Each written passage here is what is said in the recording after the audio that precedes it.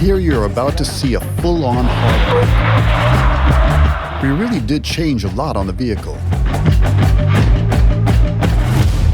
It's one of a kind. It's a very special car. It's not standard. We like going to the limit. The moment when we saw a very big, very steep dirt hill ahead of us,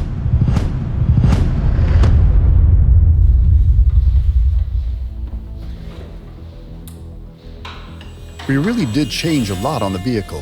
The front hood, the roof, and the doors are from the base model. Everything else is new. Pretty robust here. Yeah, that's for the light. It has to be robust. Exactly.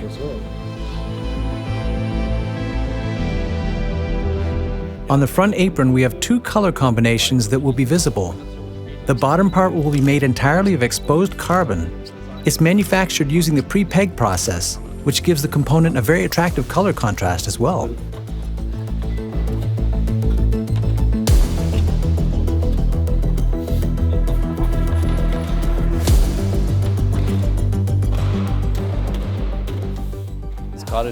Right now we're in one of our regular meetings, which we don't normally do directly around the vehicle, but it just makes sense because we're in the middle of sampling all the components anyway, which we always do on site. At this stage, we're putting the vehicle together completely for the first time. This goes over here like this. The missing piece here will be painted soon, and then we have an air outlet. Today, the design and development process is fully digital. Of course, we've previously seen the vehicle in VR, in virtual reality. We can walk around it. Nowadays, you can get a really good grasp of everything with modern technology. But when you stand in front of a car like this for the first time in real life, even if the fenders are still in bare carbon, not painted, and still have traces of sanding, you start to realize how mature the final look will be. Where that crease is now, it goes straight down. The extra width is about 30. It somehow seems wider than... You have to see the front. It's more than 60 millimeters wider than the standard 911 Turbo S, which already has a sturdy appearance, so it's really wide.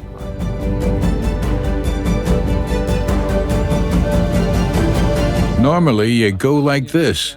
Look left and right to see what the difference is. But my arms are too short. Those days are over.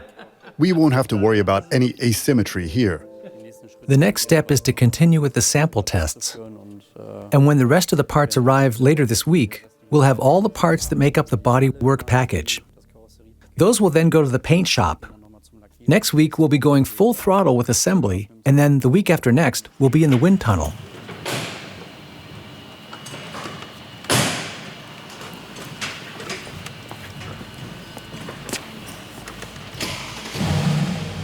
The prototype needs to be more or less fully developed, fully produced, and then all the testing equipment needs to be installed.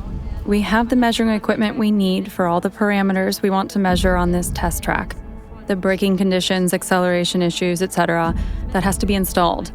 Then it's really exciting to finally see the vehicle in motion, this battleship.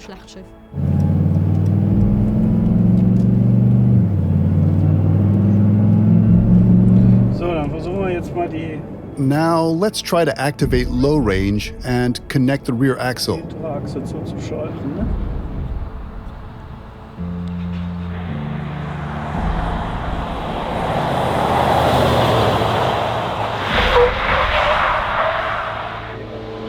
I hit the brakes earlier with the damper, just on the hard setting, with 2 amps on the valves. That felt better to me.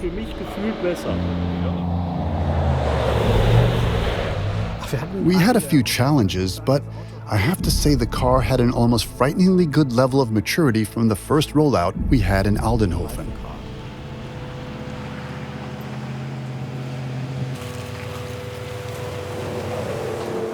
And? Nice. Real nice. Real nice.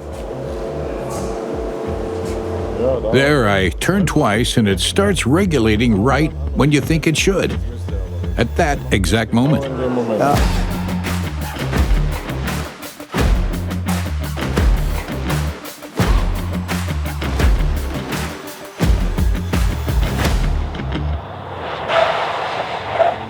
Here you're about to see a full-on hard brake.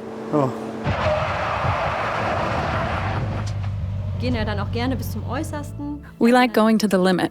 And when grown men turn into little boys and push things to the extreme, where the vehicle will probably never end up in real life. Not yet. No. It's slipping out again, although not all the way. Now it's fully out. Yeah, sure, everything's fine.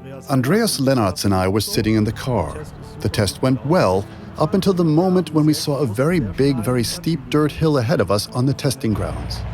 And we said to ourselves, since we're here with a 6x6 and all its differential locks and portal axles, we should really try it out. Then we took it up the hill, put the gear reduction in, then locked the central lock, the front and rear axle so that everything was secure, and then pushed forward with momentum. And then there was a bang. And then everyone holds their breath. Oh my God, did that really happen? At that moment, we still had the rear axle's drive shafts activated. Well, not in one piece the way they are in the final series, but we had built one shaft out of 3 others. So there is always a risk of it tearing exactly on the weld seams.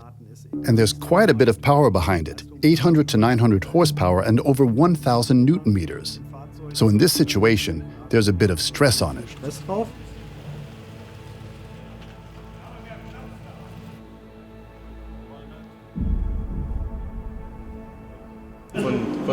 From the flange over there to there, that's a friction welded prototype shaft. We broke it. No, up until now we had a really good rollout. And then you get overzealous. No, that may be a strong word. We really wanted to try it out. And now we're searching because we have 6 drive shafts, or rather 4. It can only be one of the rear ones that broke. I think we'll find it soon. Yeah.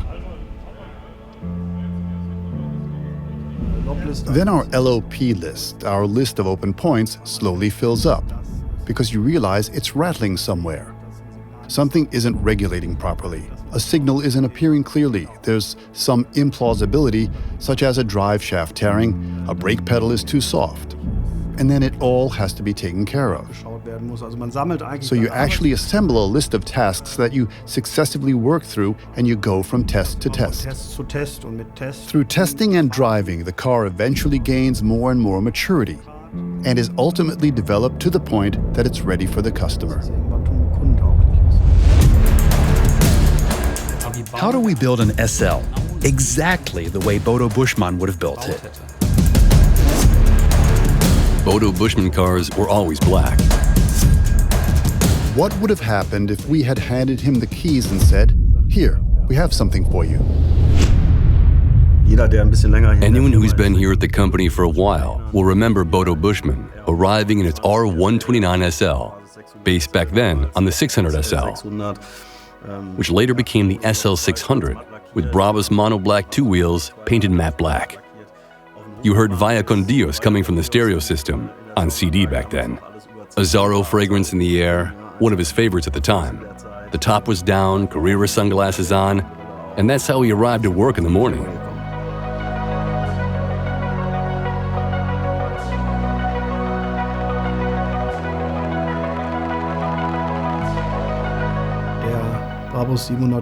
The Brabus 750, based on the SL63, the Bodo Buschmann edition, is an homage to our former boss and founder. It's a car that's been built the way we're sure he would have wanted it for himself. I'll roughly tape these parts to the apron with duct tape so they stay in place. The first test fitting of our exterior components is always an exciting moment. That's when you can see whether the parts really fit well, the way we want them to, and the way our customers naturally expect. The difficulty here is that we often work with very stiff carbon fiber components that we then place on standard front or rear aprons, which are made using injection molding and are therefore much more flexible, much more compliant. That means our components have to fit extremely well on these very soft parts without any visible transitions. It's always kind of scary, I would say, because The carbon fiber is so stiff, it doesn't give at all. You can't try to push it or force it into a shape it doesn't want to take. And then to get it to sit cleanly on this soft substructure is pretty tricky. Das sauber sitzt, ist ein ziemlich aufregendes Thema.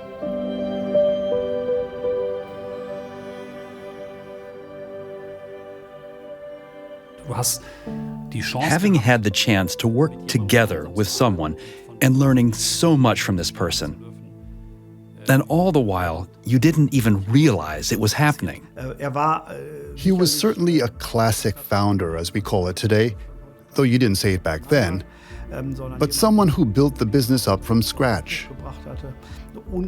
He had an incredible feel for the market and customer desires, and always said, you have to be your own first customer.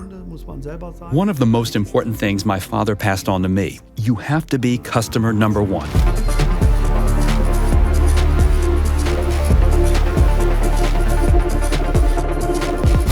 What we make are luxury products.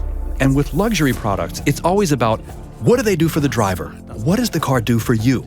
How much does it excite you when you sit in it and drive, when you accelerate, hit the brakes, or go into curves? And at the same time, there's the question, how do you appear to those around you in this car?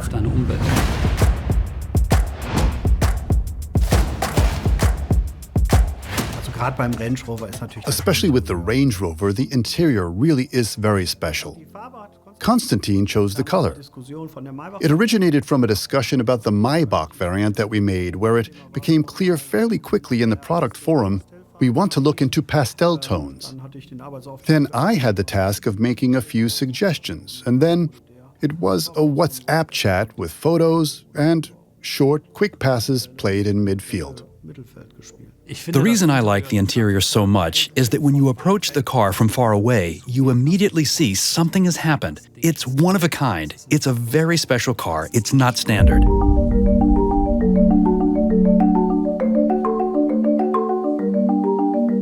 Designing a leather interior is still a very manual process.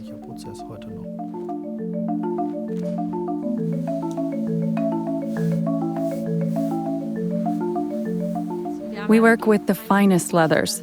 That always sounds so mundane, but I originally come from the fashion sector.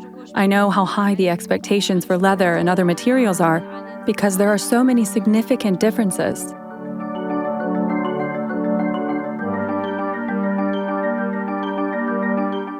For the cutting process, we get these huge hides from a cow, and only the best pieces, without mosquito bites or scars, etc., are actually used. It is really high-level work.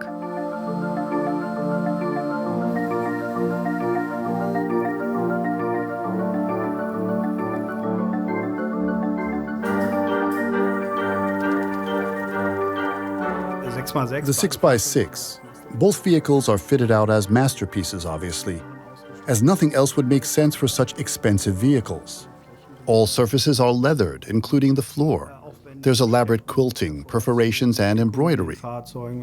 We introduced a new quilting pattern, the triangle, which we actually took from our boating sector. So it's technically not new to the world of Brabus, but it's new to Brabus supercars, in a perforated version on the seats and in an embroidered version on the door panels.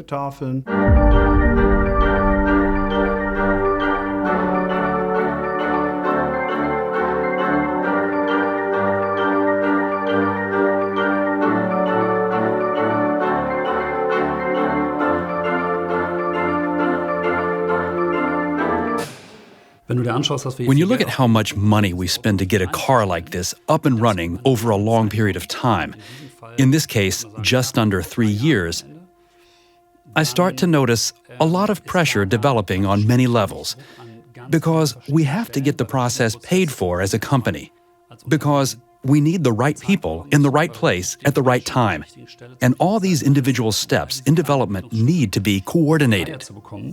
You want to glue one on too? What should we let Cedric glue on? Should I take the camera? You know where that's supposed to go, right? Here? Like this? Careful, don't push it like that or you'll smear glue all over. First, you slide it in and then you try to push it down.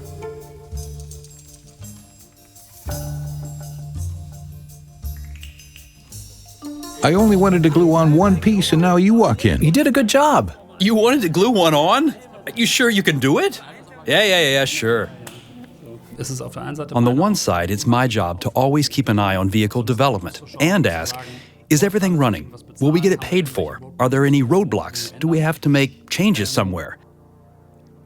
And at the same time, it's also my role to give the team positive energy, drive and passion, always signaling that we're up to the task. We can do this.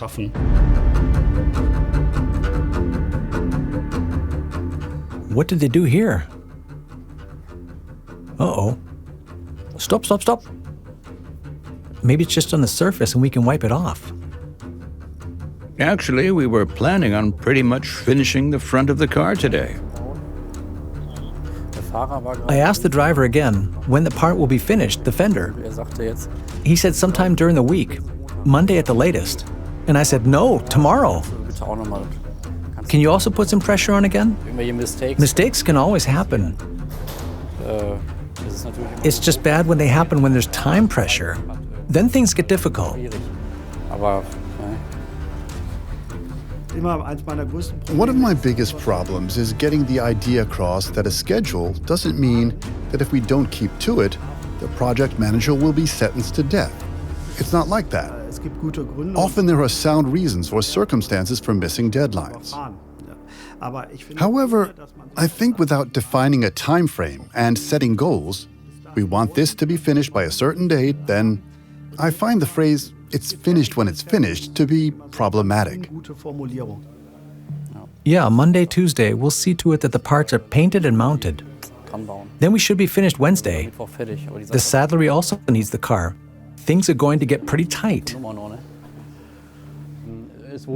It got a bit hectic toward the end because the vehicle has an important appointment next week, the wind tunnel test.